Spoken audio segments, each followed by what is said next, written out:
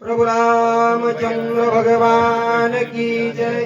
पवन सुत हनुमान स्वामी महाराज की जय।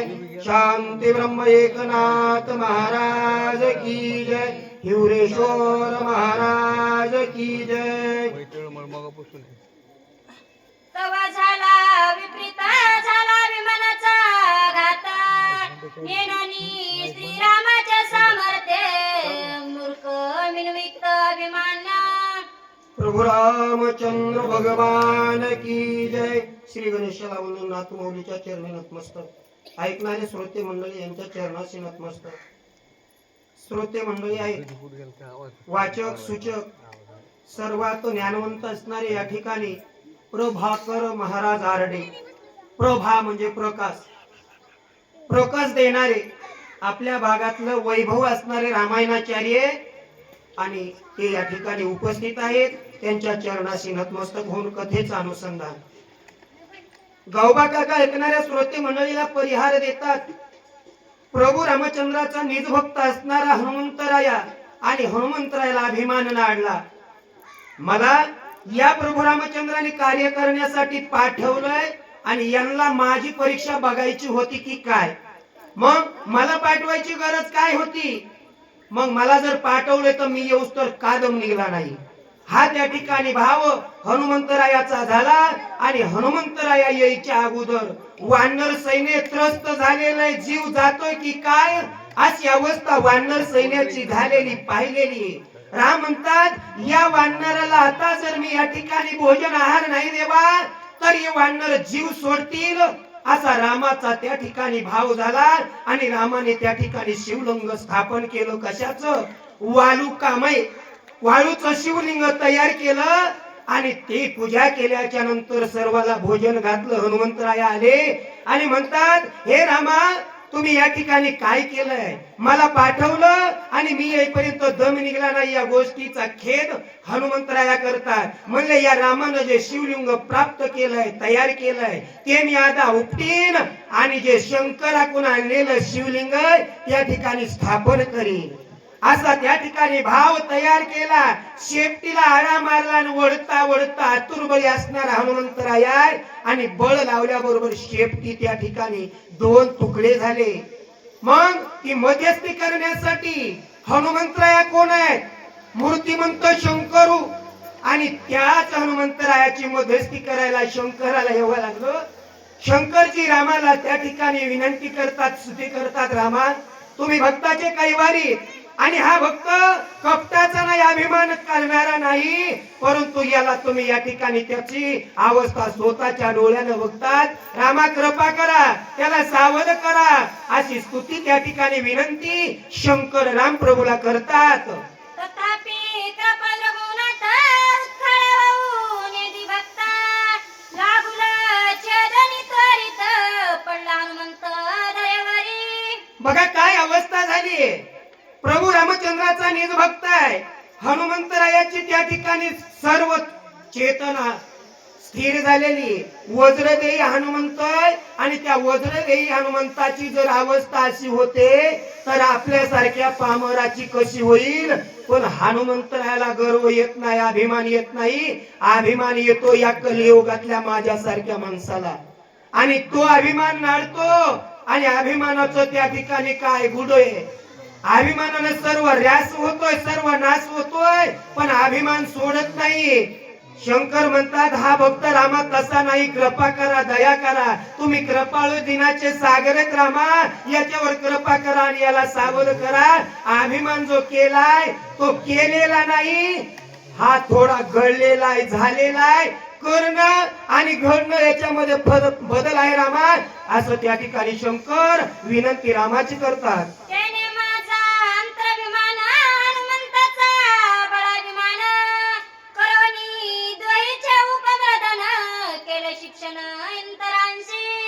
रामा मला कोणता अभिमान आहे? हनुमंताला कोणता आहे? हनुमंताला बळाचा अभिमान आहे।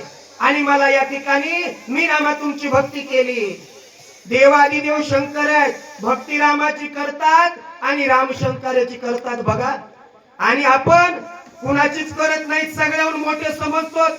माझ्यापेक्षा मोठं कोण नाही, मी सर्वात श्रेष्ठ आहे, देवाला मानत नाही, हे कलीचा वारा लागलेला आहे. परंतु किती जरी वारा लागू नये, किती अभिमान धरा, हे सर्व नाशिवंत आहे. जे अमर राहणार आहे ते परमार्थ आहे, आणि तो परमार्थ जर केला तरच उपयोगाला येणारे. संसार किती करा, सर्व त्या ठिकाणी सोडून जावं लागतं. येशी तर समोर दिलेली जे ज्वारी, ती पण सगळी त्या ठिकाणी सांडल्या जाते. बरोबर काही येत नाही. अभिमान करू नका, अहंकार करू नका. 6 विकार आहेत, ते विकार बाजूला सारा आणि सर्वजण एक आपतोय हे त्या ठिकाणी आपल्या मनामध्ये धरा. हे मला बोलला, मी त्याला बोलणार नाही, हे जो त्या ठिकाणी अभिमान आहे, गर्व आहे, तो सोडून द्या. सर्व एक जीवानं सर्व कार्यामध्ये सहकार्य करा. हा पुरुषार्थ आहे, परमार्थ आहे. आणि शंकराची विनंती करतात, रामा, शंकर म्हणतात, रामा काय करा, हनुमंतरायाचा हा जो गर्वाचा अभिमान आहे, बळाचा अभिमान आहे, त्यांना नाळलाय, आणि माझा बी या ठिकाणी अभिमान आहे, तो नाळलेला आहे. मग आम्हा दोघांवर कृपा करा. तुमच्या सारख्याचं ध्यान करून अख्खं आयुष्य गेलं, कितीतरी पिढ्या जरी गेल्या तरी रामा दर्शन होत नाही. माझं आज भाग्य थोरय रामा, तुमची मूर्ती माझ्या मी डोळ्यानं पाहतोय. आणि हनुमंतराया या ठिकाणी धरणीवर लोळतेत, म्हणजे मूर्छित पडले. आमच्या दोघाचा या ठिकाणी गर्व अभिमान आहे, तो छेदन करा आणि कृपा करा रामा, असं शंकर बोलतात. आमचा प्रताप किती जय विस्तारू, श्रीराम कीर्ती आपुली आपण निज ख्याती, स्वय रघुपती विस्तारी. ओ प्रभू रामचंद्र, आमचा अभिमान आणि आमचं कार्य काहीच नाही, काहीच नाही. परंतु आम्ही गर्वानं नाडलो, आम्हाला अभिमान आलाय. रामा हे सर्व सोडून द्या. आता आमच्या मनात आम्ही हे धरणार नाहीत, आणि तुमचीच कीर्ती या ठिकाणी गाणार आहे. तुमचीच कीर्ती तुमच्यामुळेच होत आहे, आम्ही काही नाही निमताला पात्र आहेत रामा, असं शंकर बोलतात. ते कीर्तीचे महिमान श्रीरामाय का सावधान, सायकले सांगवया पूर्ण, सर्वत ज्ञान मज नाही. शंकर म्हणतात, बघा देवादी देव असणारे शंकर म्हणतात, रामा तुमच्या कीर्तीचं वर्णन करायला माझं मुख या ठिकाणी अपुरं पडतंय. मला ज्ञान नाही, तुमची कीर्तीची स्तुती मी करू शकत नाही. मी हिंदी नाही, मी अज्ञान आहे. आणि आपल्याला 2 शब्द सांगाय आले तर आपण डोंगरा एवढं फुकतो. माझ्यासारखा वक्ता नाही, माझ्यासारखा वाचक नाही, सूचक नाही. बघा काय आश्चर्याची गोष्ट आहे. देवादिदेव शंकर म्हणतात, रामा तुमचं गुण वर्णन करणं शक्य नाही, मला करता येत नाही, एवढी तुमची ख्याती, असं शंकर बोलत आहेत. हे रामक्षेत्र विख्यात, दुसरे जण विमुक्त,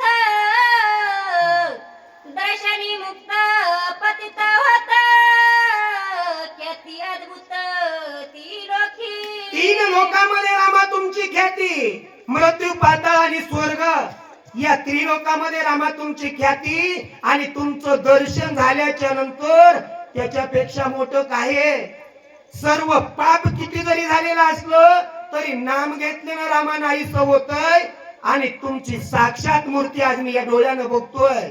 मग यापेक्षा मोठं भाग्य थोर कोणतंच नाही, असं शंकर त्या ठिकाणी रामाला बोलत आहेत.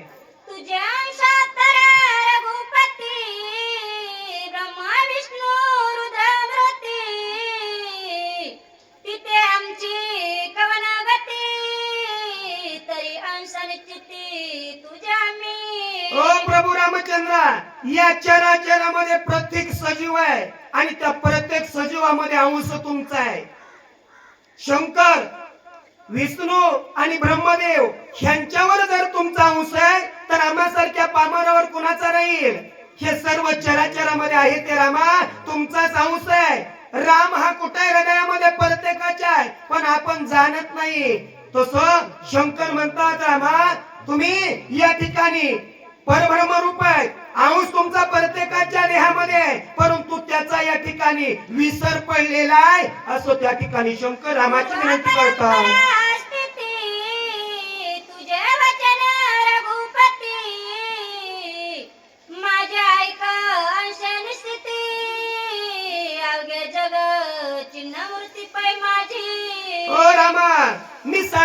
किती सांगतो मला बुद्धी जेवढी सुचन तेवढी, मला काय ज्ञान नाही, मी या ठिकाणी वक्ता नाही. परंतु शंकर म्हणतात मला जे तुमच्या सहाय्याने या ठिकाणी ज्ञान प्राप्त होत आहे आणि त्याप्रमाणे मी या ठिकाणी तुमच्या कीर्तीचं वर्णन थोडक्यात सांगतो. रामा ऐका म्हणले. त्यांता मी साचर हनुमानानी मी विश्वेश्वर, केवळ तुझे अंश तर जाण साचर श्रीराम. ओ श्रीराम ऐका, साचार माना, खरं माना. कोणतं? शंकर आणि हनुमंतराया हे अंश असणारे रामा तुमचेच आहे आणि तुमचे आम्ही भक्त आहे आणि भक्तावर दया करणं हे तुमचं काम देवा. मग आम्ही दोघं या ठिकाणी नाडलेलो आहेत गर्वानं आणि याच्यातून मुक्ती करण्यासाठी रामा आमच्यावर कृपा करा. शंकर विनंती करतात. आरती संध्या स्थिती सर्वता नाही रघुपती, उपरत करणी व्रती पाहि निश्चिती सावध. हो रामा, ही उपर मती आमची झालेली, ही आम्हाला कळतंय वरकर, आम्हाला अंतर्ज्ञानाचं काही माहित नाही रामा. आणि तुमच्या अंश आहे, तुमच्यापासून आमची उत्पत्ती झालेली, सर्व कार्य रामा तुमच्यामुळे होत आहे, आम्ही काही करू शकत नाही. हनुमंतानं जरी कार्य केलं असलं तरी त्याच्यामध्ये वाटा रामा तुमच्या नामाचा आहे आणि मी भक्ती रामा तुमची करतोय, राम नाम जपतोय आणि त्याच्यामुळे या ठिकाणी मला दोन शब्द सांगण्याचा अवकत आहे, बोलता येत आहे आणि तुम्ही याच आमच्यावर कृपा करा असं त्या ठिकाणी शंकर बोलतात. सावध होय रघुनाथा, असे मी तुझं सांगता, लगताही उद्धता क्षमत्यार्था करी स्वामी. ओ स्वामी, ओ गुरुदेव, ओ देवादी देवा, आमच्यावर कृपा करा. मी विनंती करतोय आणि विनंती करत असताना तुमची कृपा दृष्टीने आमच्याकडे पहा. देवाने जर कृपा दृष्टीने पाहिलं तर त्या ठिकाणी काहीच काही होत देवा. मग आता काय तुम्ही या ठिकाणी झोपा करता की काय? आता आमच्याकडे नजर करा, आमच्यावर दया करा रामा. या ठिकाणी आमच्यावर दया करून हनुमंताला सावध करण्याचं कार्य करा असं त्या ठिकाणी शंकर विनंती राम प्रभूची करतात. कृपा करणी रघुनाथा, आता उठावे कपिनाथ, ऐकता शिववचनार्थ पावली तत्वता निजपुन. बघा काय अवस्था आहे. देव बी त्या ठिकाणी परीक्षा घेतात आणि शंकराचं बोलणं रामप्रभूने ऐकलं. शंकराने सांगितलं देवा हनुमंतराया निज भक्त आहे, नवविध भक्ती करणाऱ्या यामध्ये एक आहे हनुमंत आणि त्याच्यावर कृपा करा, त्याला सावध करा. ही ज्या वेळेस निज खून रामप्रभूला पटली आणि पटल्याच्या नंतर रामप्रभू आता काय कार्य करतील ऐका. शिवा शिवा म्हणता झाला, झाला शिवपदी लीन,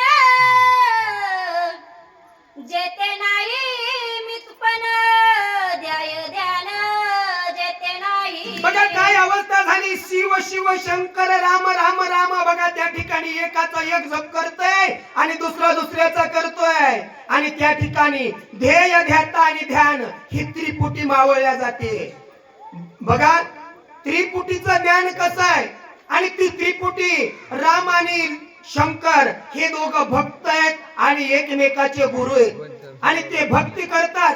शंकर रामाची करतात, राम शंकराची करतात आणि त्या भक्ती करत असताना त्रिपुटी मावळल्या जाती. आपली त्रिपुटी कुठं जाते आपल्यालाच कळत नाही. आपण काय करतो, आपलं ध्यान कुठं आहे, आपलं मन कुठं आहे, आपण बसलो कुठं याचं भान आपल्याला राहत नाही. त्याच्यामुळे त्रिपुटीचा विषय येत नाही. मग त्या ठिकाणी त्रिपुटी एक झाली, राम आणि त्या ठिकाणी शिव हे दोन्ही एक रूप झाले आणि काय पुढे करतात बोला. केवळ जसदा गणा सुखमय सनातन, स्वयते ते झाला निमग्न, जेवी लवण सागरी. बघा काय अवस्था झाली.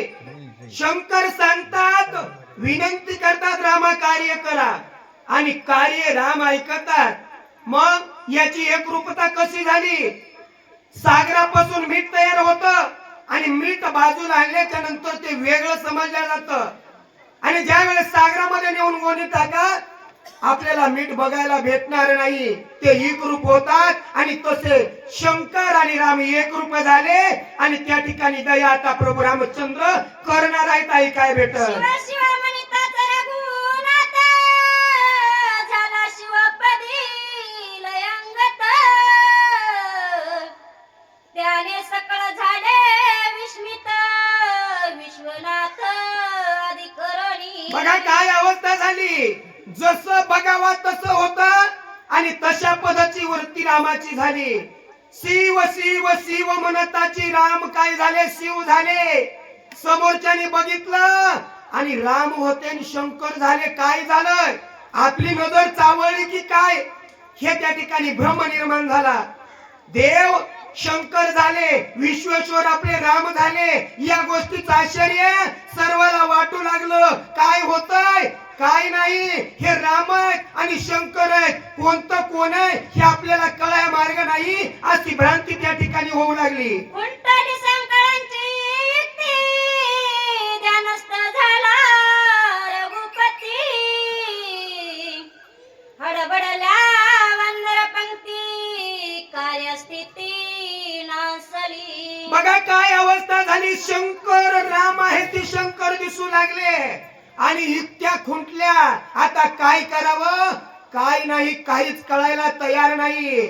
वानर म्हणले आता अवघड झालं बाबा, आता कार्य कोणचंच होत नाही, आता विघ्न येतंय की काय, असा वानर विचार करतात. समाधी लागली रघुपती कोण वदिलं लंकापती केवी सुटे सीता सती आली गंगती सकळांची. बघा काय अवस्था झाली. आपलंच पडतं कुणाला बी. वानर म्हणले आता काय करायचं. प्रभू रामचंद्राला समाधी लागली. प्रभू रामचंद्र सावध आता कोण करील. आणि राम जर सावध नाही झाले तर त्या राजा रावणाचा अंत कोण करील आणि 33 कोटी देवाची सोडवण कोण करणार आहे. नवग्रहाच्या या स्टेजवर येण्यासाठी पायऱ्या केल्यात का, तसे नवग्रहाच्या पायऱ्या राजा रावणाने केलत्या. मग त्या नवग्रहाची बांधवडी कोण सोडील अशी त्या ठिकाणी शंका वानराच्या मनात आली. पुढे काय बोलतात बोला. मेलो आणि तापाशान कष्टे केले सेतुबंधन ते व्रत गेले संपूर्ण विस्तर विघ्न उडवले. बघा वानराने आपलं त्या दुःख झालेलं आहे ते दुःख उलगडायला चालू केलं. वानर म्हणतात आपलं कष्ट केलेलं वाया गेलं. कोणतं कष्ट. समुद्रावर पूल बांधण्यासाठी जे पाषाण डोंगर आपण उचलून आणले हे सर्व कष्ट वाया गेलं. पूल बांधला आणि राजा रावण मारायचा बाकी राहिलाय. रामाला समाधी लागली. आता हे केलेलं कष्ट वाया गेलं. आता पुढचं कार्य कसं साधता येईल असं वानर त्या ठिकाणी मनामध्ये तळमळ तळमळ करत आहेत आणि आपल्या मनामध्ये विचार मांडतात. कैचे मांडले फळ भोजन कैचे उडवले शिवदर्शन कोठे पाठविला वायुनंदन विस्तर विघ्न उडवले. बघा दुःखाच्या वेदना त्या ठिकाणी वानर बोलत आहेत. वानर म्हणतात हे दुःख कसं या ठिकाणी उद्भवलं, कसं तयार झालं, कसं कोणच्या या ठिकाणी कशी बुद्धी सुचली. आम्हाला फळ आहार करायचा आहे, आम्हाला भुका लागल्यात. आपण जर म्हणलो नसतो तर रामानं हनुमंतरायाला कुठं पाठवलं ते पाठवलं नसतं आणि हे विघ्न आलं नसतं. आपण या ठिकाणी थोडी कळ जर काढली असती तर हे विघ्न आलं नसतं.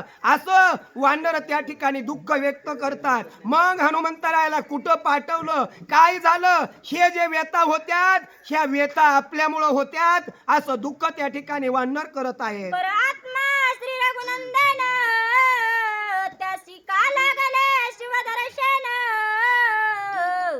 लोकसंग हानार्थ विद्या पळण करिता विघ्न केवढे.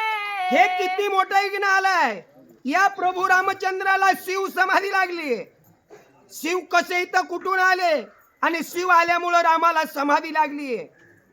मग हे विघ्न किती मोठं आलंय, या विघ्नातून बाहेर निघण्यासाठी काय युक्ती करावा, वानराला काय सुचलो. बुद्धीमध्ये बुद्धिवंत मनोजो मारवत तुल्य बेगम ते धरणीवर पडलेत. बुद्धी कोण सुचविल काहीच कळे नाही. याच्यातून आता सुटका कशी होईल.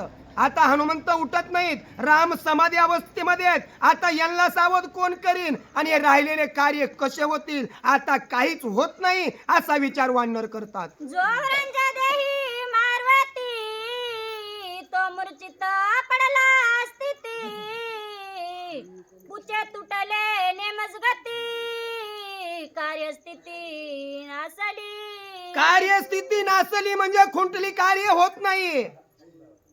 असणारे वज्रदेही हनुमंतराया धरणीवर पडलेत. एक क्षण न लागता त्यांची सेफ्टी तुटलेली आणि प्रभू रामचंद्र समाधी अवस्थेत गेलेत. आता या संकटातून कोण बाजूला काढील. हे मोठं संकट आलंय आणि मोठ्या संकटातून आता बाहेर निघणं अशक्य आहे असा विचार वानर करत आहे. समाधी लागली श्रीरामासी कोण सावध करीत्यासी कोण सोडविल जानकीसी वदिल रावणासी पै कोण. बघा, दुःख अवस्थेमध्ये वानर आहेत आणि दुःख अवस्था त्या ठिकाणी विलाप करत आहेत, मनामध्ये हळहळ करत आहेत. रामप्रभूला समाधी लागलेली आहे. समाधीमधून त्यांना आता जाऊन सावध कोण करीन, कोण सावध करीन, कोण उठवीन. आणि हे जर नाही झालं तर सीता मातेची सोडवण कशी होईल. सीता मातेला कोण सोडवल. हे पुढचं कार्य जे आहे हे कार्य आता होत नाही असं विचार वानर करत आहे. जवळी बैसला विश्वनाथ त्यांनाच नाशिला कार्य अर्थ श्रीराम केला समाधिस्थ पडला हनुमंत मूर्छित. अरे महाराज, आपल्या कलियुगात बी तसंच होतंय. कार्य करायला एखादा येऊ द्या आणि आलेल्यावर अपशब्द येतोय. शंकर कार्य करायला आलेत परंतु वानराची भावना बदलली. म्हणले हे जर आलं नसतं त्रिशूळ घेऊन तर आमचे महाराज समाधी अवस्थेत गेले नसते. हे आलं म्हणून होतंय परंतु पुढचा भाव हे आपल्यासारख्याला कळत नाही हो. मग जर शंकर आले नसते तर आमचे राम समाधी अवस्था झाले नसते. आणि ह्या समाधी अवस्थेतून आता कोण बाजूला करील अशी चिंता त्या ठिकाणी अपशब्द शंकरावर त्या वानर सैन्य मांडत आहेत. मूर्छिता करणी कपिद्रा बुलाविले श्रीरामचंद्र आपणी होवनी गाभिरा निवंत मातरा बैसलासे. बघा, वानर काय विचार मांडतात. वानर म्हणू लागलेले आहेत हे शंकर आलाय आणि ह्यानं कळ लावली म्हणले. सगळ्या कार्याचा नाश केला आणि निवांत बसलाय. हनुमंतरायाची सेफ्टी तुटली. हनुमंतराय धरणीवर मूर्छित अवस्थेत आहेत. रामाला समाधी लागली. आमचं मन तिळतिळ तिळतिळ तुटतंय. काय करावा कळेना गेलाय आणि हा निस्ता निवांत बसलाय असं वानर त्या ठिकाणी विचार मांडू लागलेले आहेत. प्रभू रामचंद्र भगवान की जय.